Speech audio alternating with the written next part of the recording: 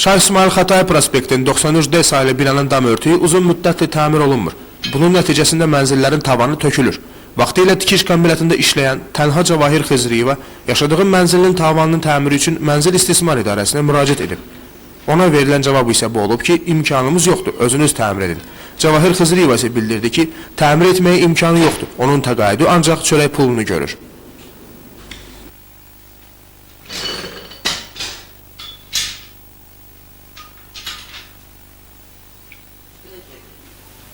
Üstüne kalmışam. Kim çağırıram diye o boyda pul alındı buna remonta. Ben hayvan aldım ki pul o boyda pul. Sonra bu kombinat mağdurdu git icra hakime. Ben gittim orada erzan verdim kız da bana arzu verdi. Biz kalktık 3-4 etaj orada o kişiye verdim arzu. Kişi verdim. Bizde de işine yoktu halali. Olanda geleceğim. 9 sayılı Mənzil İstismar İdarəsindən bizə bildirdilər ki, dam örtüyünün təmiri ilə bağlı müvafiq tədbirlər görüləcək. Yaxın günlərdə yəqin ki, biz onun dam örtüyünü ola bilsin ki, o ümumi təmirə ehtiyacı olmasın, xırda cari təmir olsun.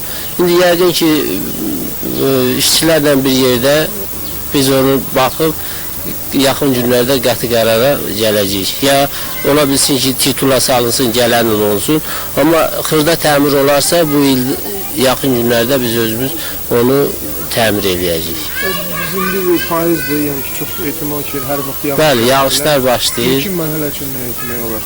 Hər halda müəyyən vaxtda, qısa müddətdə bir tədbir görəcəyik ki, o yağışların güclənməsindən əlaqədar onun tavanı o cür dammasın da.